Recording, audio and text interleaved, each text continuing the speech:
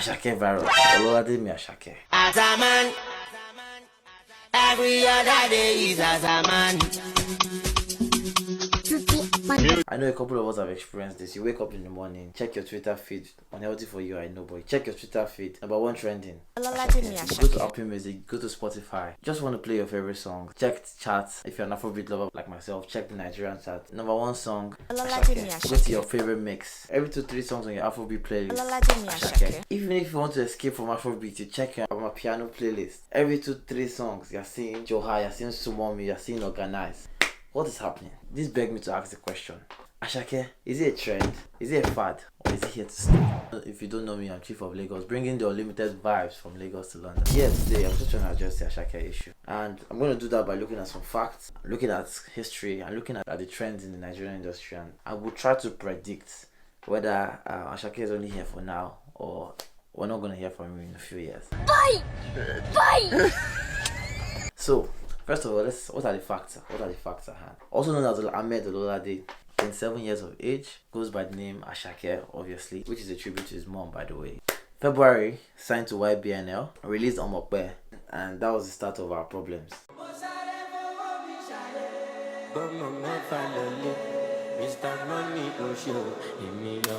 A few weeks after, went number 1, followed that up with his debut EP, Ololade Asake, which also then went number 1. At that point, we should have known that, okay, something was wrong. Next thing, he released Sungba, number 1. Sungba Remix, number 1. Palazzo, number 1. Peace Be Unto You, number 1. All this happened in 1 year, by the way. Bandana, number 1. The year is not even over yet, but he rounded up the year with his debut album, which didn't just go number 1, but broke the records for first day streams on Apple Music, highest first 3-day streams, all the tracks on top 10, and then until Babanla came with Back to Me to chance it. Debuted on the UK album charts at number 22, first Nigerian album to debut on the UK charts. Proceeded to debut on the Billboard at number 66, the highest charting Billboard debut. All this, and the album is not even out for a month, which is crazy. These are the facts on ground now. So already, if you stop singing today, you could already go down as a legend in the Nigerian Afrobeat space. But still, some people are still doubting this man. Some people are still like,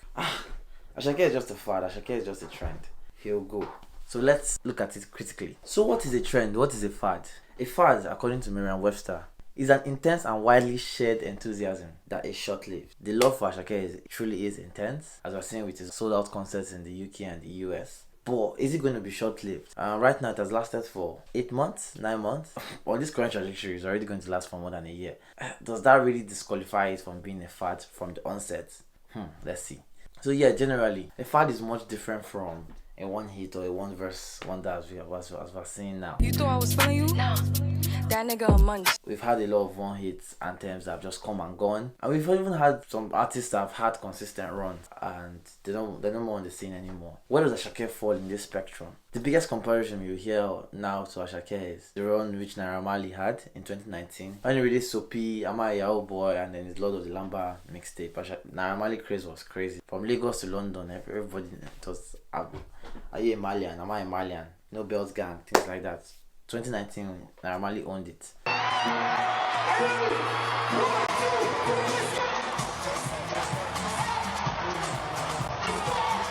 But that's the closest run we've had. But after 2019, it has brought out a few bangers, but he hasn't really lived to that. Well, he has lived to that, but he hasn't really kept that same momentum that carried him throughout 2019. I mean, if he did, I'll probably have been speaking pidgin now. I did gold market with my kele.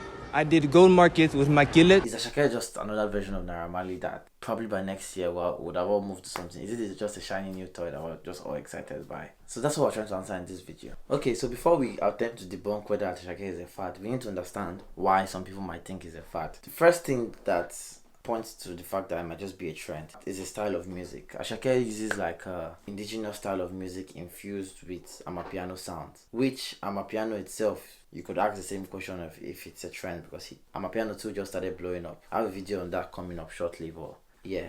So the fact that is riding this current amapiano wave combined with an indigenous style of singing, which generally doesn't do well abroad or on the mainstream audience. I mean, I've seen a couple of memes like, by the rate that Asake is going, we will all be speaking Yoruba. So that already tells you that he uses a lot of juju infused Yoruba language into his songs, pidgin slangs that will not necessarily be accepted by a wider audience. So the fact that his songs might not last beyond a certain point, people have used that argument. Also, the argument that his songs don't really have a defined message or theme. Like, it's just you could describe his songs as just a bunch of parties, slogans, hype anthems, but they don't really have set messages or themes that are like long lasting, you know. I mean, they make me feel good, which is all that should count. But yeah, so people have used that argument that, oh, obviously songs don't have a defined message, so are they really here to stay? And then some people have also said that the fact that he is releasing so much content, that Asake himself knows that it's rising the current trend, so he wants to milk it as much as possible. So these are the arguments I've seen for the fact that it's a fact. Let's not try to debunk these arguments. There is really no fact that I can use to debunk it, because I'm actually trying to predict the future here. Who knows whether we'll get tired of him or not? Can't really say, but that's what I'm trying to do in this video. But we've seen exceptions already in all the arguments for whether Asake is a fad or not. For the Amapiano point, I mean, we've already seen people like Focalistic come out and he's a major star now, DJ Maforisa. The Amapiano scene is popping off and doesn't look like it's going to stop anytime soon. And then we've seen, like before, like I mentioned earlier, we've seen artists like Naira Marley, artists now like Zinoleski. We've seen a lot of indigenous artists that have gone far. Even going back to Fela, his music is still evergreen and a lot of his songs were in the mother tongue.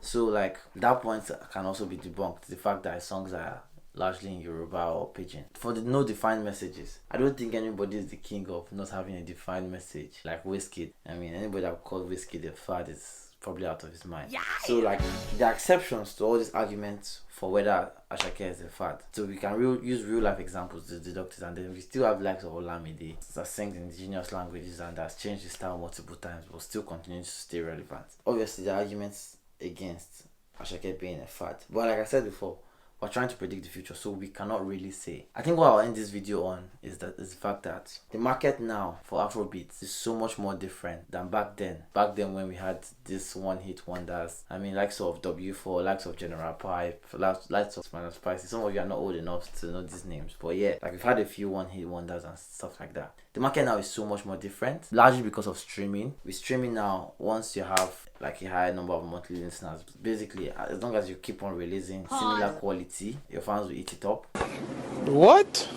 Bro, what are you talking about, man? Obviously Afrobeat is much more bigger now than before. I mean, I'm starting a whole channel based almost around the scene, and yeah, like a lot of things are going on. We're selling out arenas now, we're entering billboards, so the scene is so much more different now. Nigerians are so much more geographically spread because of immigration, things of that nature. I think we'll just have to leave it on a wait and see because of how different the scene is now compared to like its predecessor. If you're going to ask me my opinion though, I think Asake is here to stay. I think Asake is going to end up being in the same class as Wizkid, Davido, Burna, unless his quality of music just goes down drastically, which I don't see happening. Personally, I think it's going to be here to stay. The new school in general, from Rema, Fireboy.